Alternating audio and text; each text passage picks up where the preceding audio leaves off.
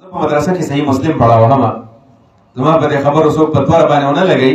او مسلم شریف کې ما طالبانو ته پرون ویل د زکات مسلې مې دا مسلې د عوامو ته بیان کړي هغه حدیث دا حدیث چې څوک د بيزو نه زکات ورنکي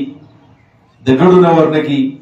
د غواګانو نه ورنکي او د وخانو نه ورنکي نبی له سلام فرمایي د قیامت پر ورځ به الله سم سر وکي او دا کم زکات په دمه لازم او د نه ورکړي دا براشي د وخان به سر بشي د غواګان میخي به سر بشي دا ګړي به زی دا به سر بشي او دا په دې صاحب د پاسه ګرځي په دې ښکارانو باندې وਹੀ او دا رګي د خپل په د پاسه کدي او ورته وایي چې دا زکات نور کولم نن ز پتا د پاسه ګرځما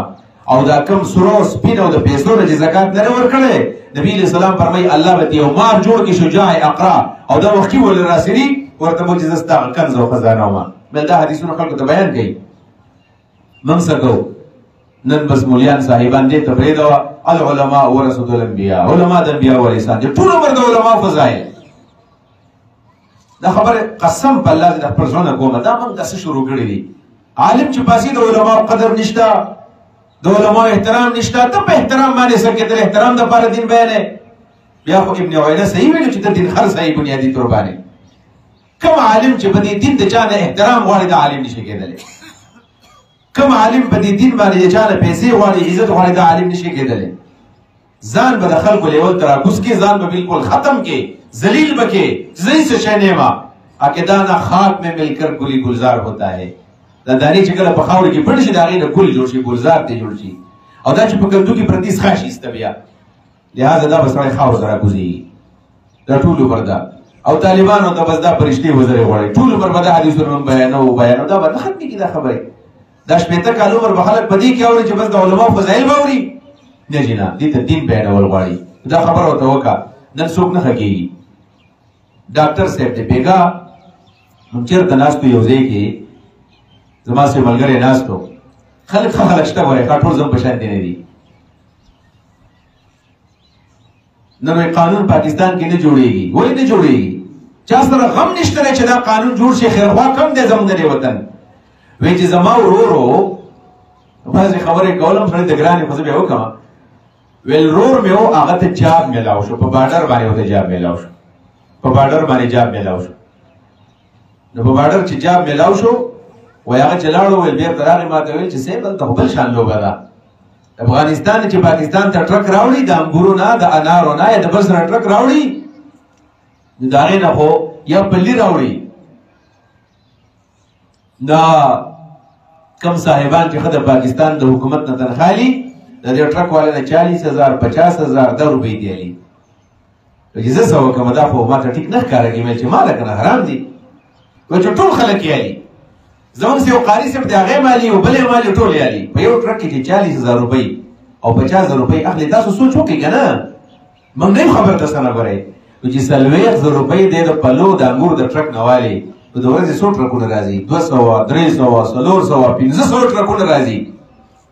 دا چې د وطن ته رارسي د بورسه کې د انګورو تپوس کوه د 250 نه کم کیلو نشته ولې نشته دی د انګور کم دي نه هایبریډ رال زیات شول ولې قیمت زیات دی ځکه کم سیب چې دلته خرڅوي د هغه نه 1 لک روپۍ دغه سیب اخیستي دي دا پیسې به زما سره جیب نه وصولوي او چې عمرې له لاړ شي حج له لاړ شي جومات ته راشي تسبیح په لاس کې دي او دعاګانې وکړي چې الله د امت کامیاب کړي څنګه به کامیابي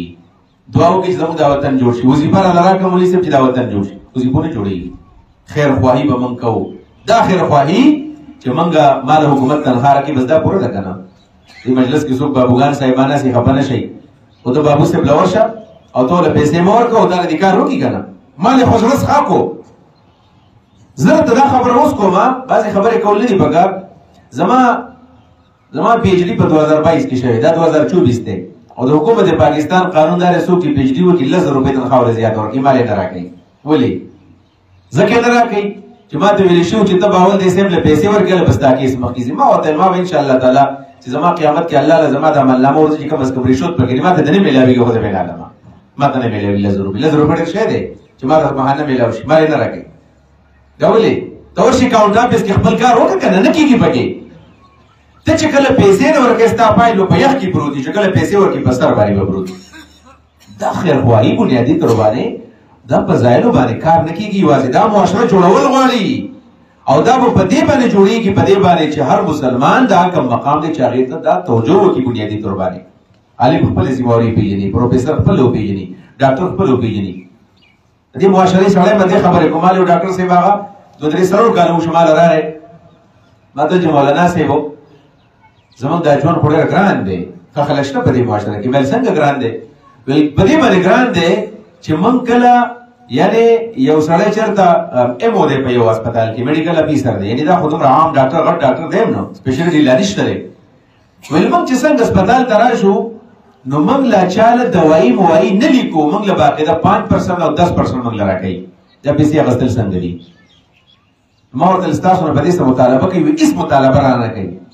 ما ورته ویل دا څنګه کېدی شي چې یو ډاکټر دی هغه چاله دوایي لا نه لیکي او دا کمپنو والا ول 5 او 10% ورکړي، نو مې چې کله ول بیا لیکي بیا ډېر راکړي رااله بیا ډېر مراعات دي. دا سره بار راکړي. ظاهر خبر د دې لپاره ورکړي چې دا سړی د زه خیر خواهي والما د ده به زه همدردي والما حاصله به کومه، نو سبا چې ورته زه څه یم هغه به مني، زه چې ورته څه یم هغه به مني. نن سبا صورت حال دا دی.